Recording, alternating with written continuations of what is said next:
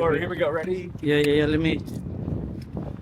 I don't see the sign from there, so you gotta be this. Here we go. Perfect. All right, perfect. All right, guys. Who wants the podcast today? We are in Williston Park, Long Island, at Auto Spa. It is a sponsored Tom Kelly show, but we have a great gimmick. It takes 10 minutes to do an oil change, and I'm going to interview a guest for 10 minutes while the oil on their car is being changed. And today we have Carla Oakerson, a Long Island comedian, a friend of mine. And what do you say?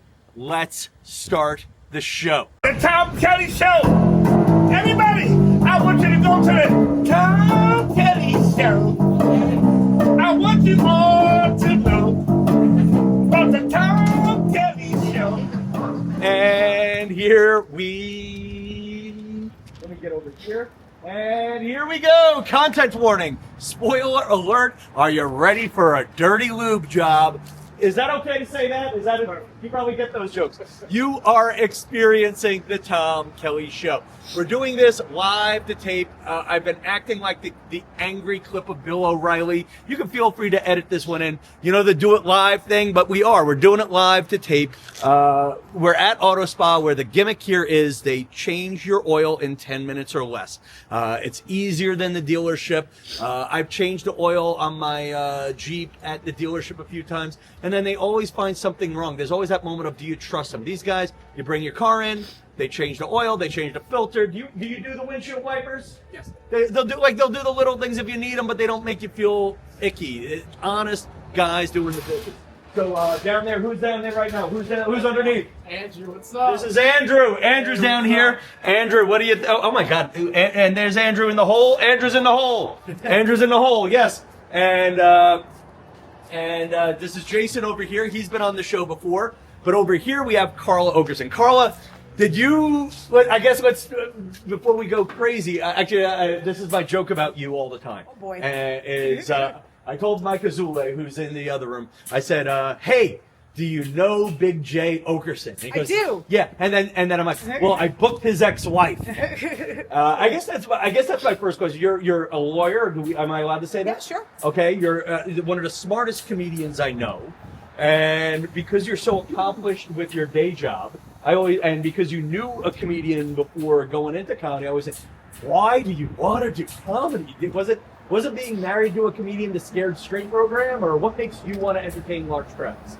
You know what I'm saying? Well, I think being married to a comedian gives you the trauma that you need to be funny. Okay. Right? So when you start off, you're not funny, but then you're married to a comedian for 16 years and you acquire all of this trauma, and now you need to talk about it, and my health insurance isn't great, so this is cheaper than therapy. Okay. So it works out. It works out.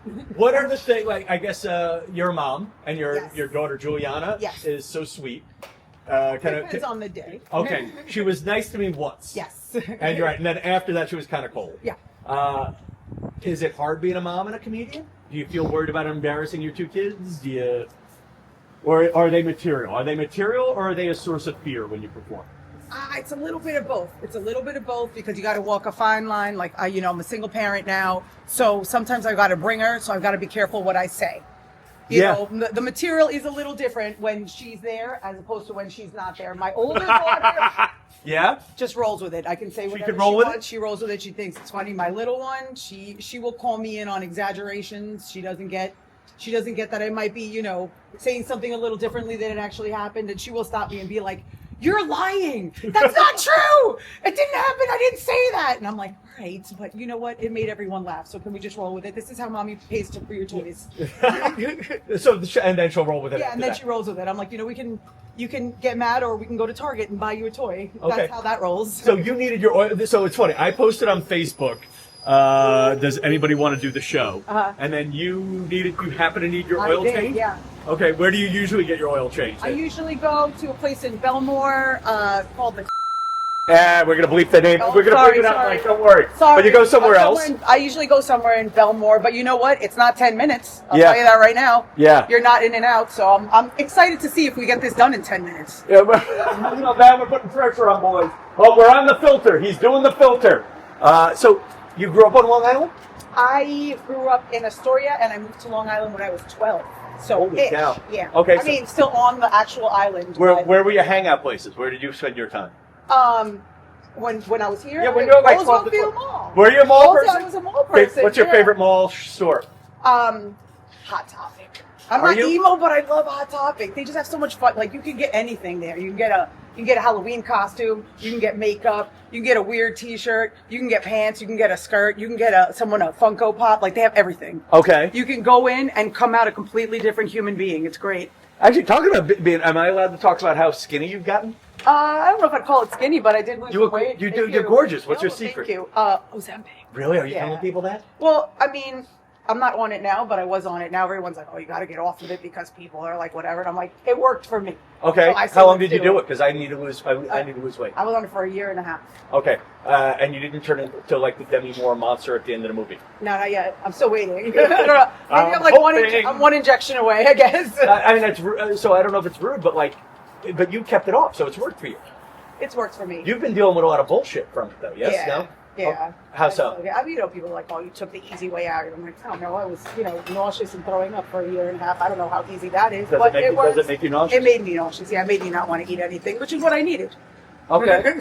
I needed and it trained you. Yes. That's what I tell people. Like, you get to that point where you've been doing it long enough where, now you're just like, this is not how I'm supposed to eat. I'm supposed to eat this much, not this much. And it works. Okay.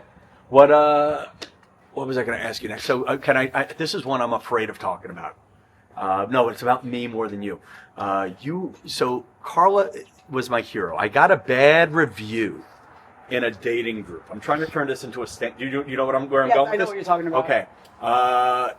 There is a Facebook group called "Are We Dating the Same Guy, Long Island?" You tell them what the group was supposed to be about. So what the group's supposed to be about is you start dating somebody and, maybe you think there's something questionable about their behavior. So you post the person in this group and then the women come to your aid and say, oh, that's my friend's husband, that's my friend's boyfriend, or I dated that guy and he was XYZ, red flag. And then That's the purpose of the group. that was the purpose of the group. What it has become is Yelp for single men in Nassau and Suffolk County.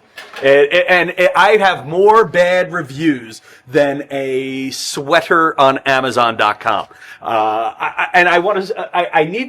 I'm going to give so when I tell people I was reviewed in Are We Dating the Same Guy, Long Island, people are like, Tom, you were cheating on a girl? No. I have never found two women willing to sleep with me at the same time. I'm not even a great guy. Just mathematically speaking, I've never had two girls want me at the same time.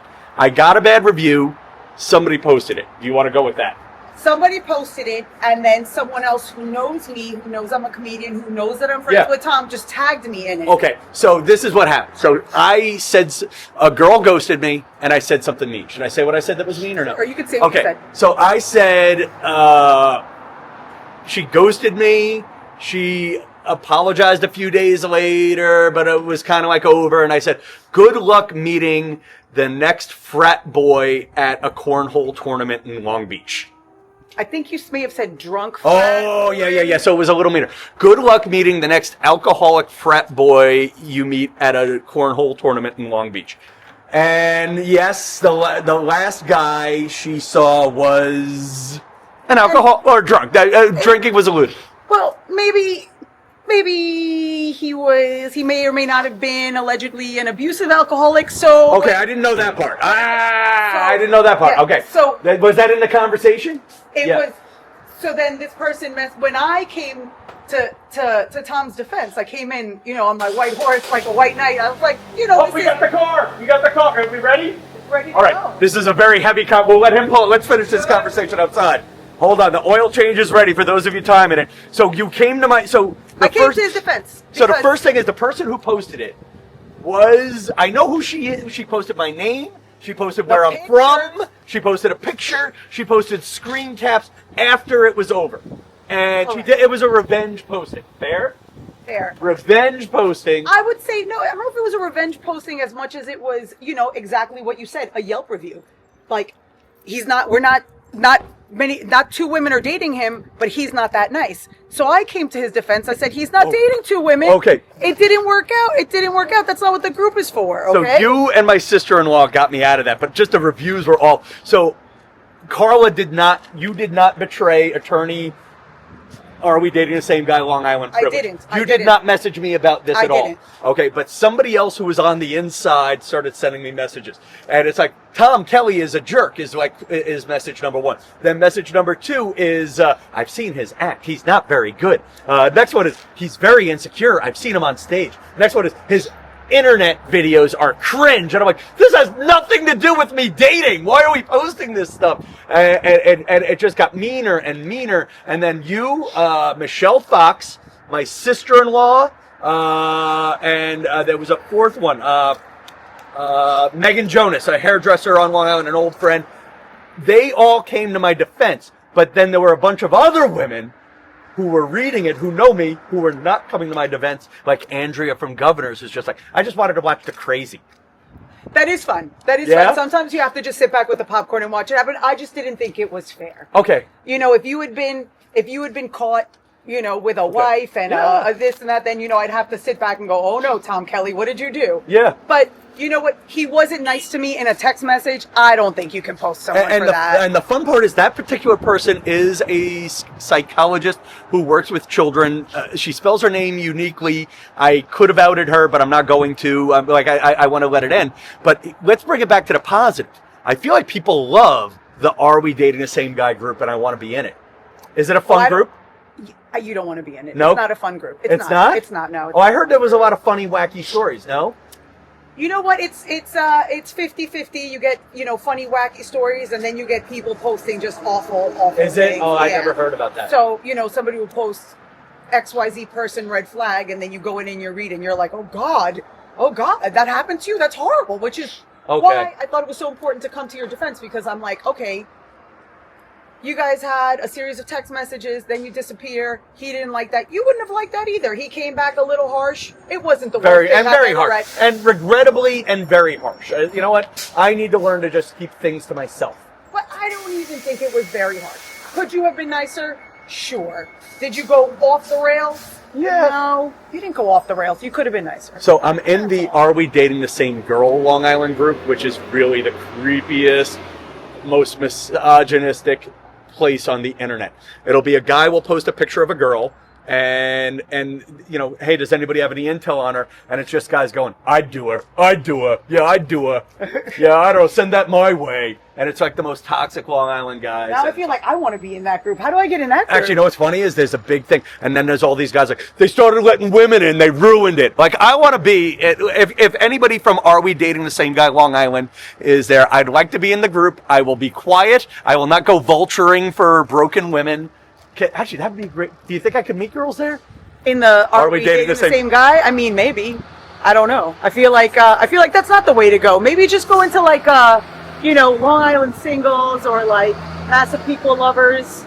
That's got to be a group. That's not a group yet. I don't know. Massive People. Start it. I'll start it. I need the admin. I need love a little bit broader. Your car is done. We should do some sort of an ending for this show. How many minutes are we in, Mr. Marcello? 13. 13? Oh, we got a minute or two. You do a lot of podcasting with your boyfriend, Mike Keegan. How is podcasting different from your stand-up? Podcasting for me is more of a day-to-day thing. It's reactionary. It's whatever's happening this week. It's whatever we went through this week. It's whatever's going on in the world this week, be it funny or not funny. Like, if you want to argue about it, you know, whatever side of the whatever you're on.